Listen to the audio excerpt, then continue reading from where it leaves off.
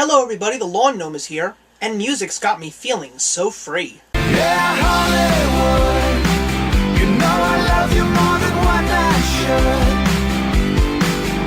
Yeah, Hollywood, well kiss me good.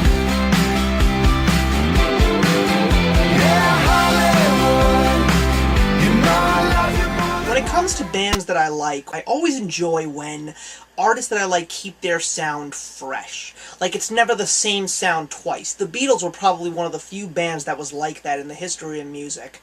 And I've never been one that enjoys a band that constantly sounds the same. Sometimes there can be exceptions, but most of the time, no. So when a new album comes out from a band that I really like sounding completely different from its predecessor, I'm always looking at that and giving it a large amount of brownie points. And I'm glad to say that I've got two albums today, as always, that I want to bring to you that I feel have done just that. So we're going to go with the first one.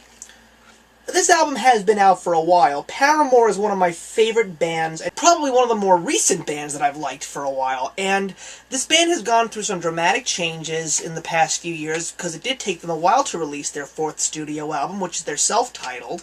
And one of the major reasons is the fact that it's gone from a quintet to a trio. And I have to say that this is probably one of their most intriguing efforts. Hayley Williams definitely does not sound like she did when she was singing songs like Misery Business or Crush, Crush, Crush.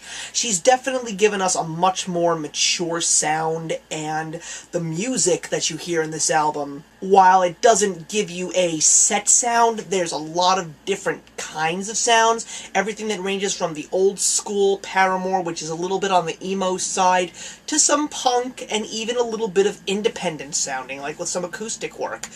It's a very well done album, and I think it's probably one of their most underappreciated, because people are giving mixed reviews on it because it's just a mixed album. My favorite song on this album is definitely Daydreaming, and that's probably just because it sounds like the old Paramore sound. Throughout the album, you hear so many different sounds, and I really do think that they are going places, and because of the fact that it's got so many diverse sounds, like no track is ever the same twice, it makes me wonder what their fifth album is going to sound like when it finally gets released, whenever that day may come. So, if you're a Paramore fan, I highly suggest you keep an open mind.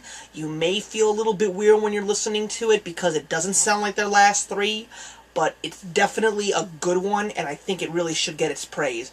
The next album I want to talk about is probably one of the best albums out there right now. It just came out a couple of weeks ago, and this was one of the few that I actually sampled online before I actually purchased it. It's Random Access Memories from the French duo in house music, Daft Punk.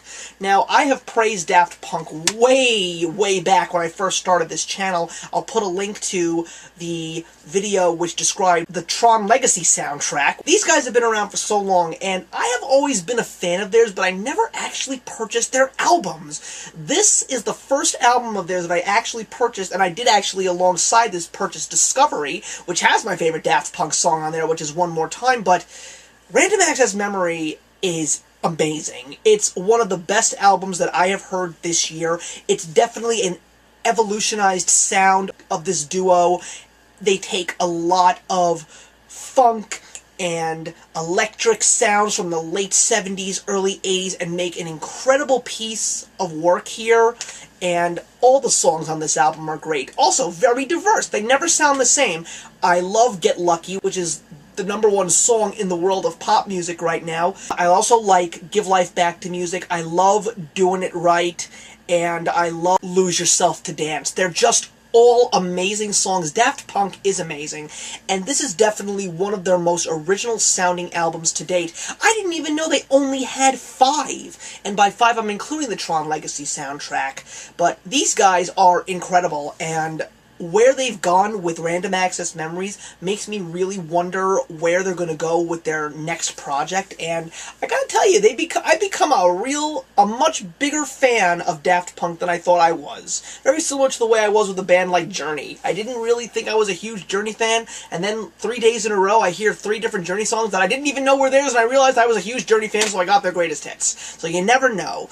So that's it, guys. 2 fantastic albums, 2 of the best that I've heard this year. I highly suggest you pick these up and give them a listen.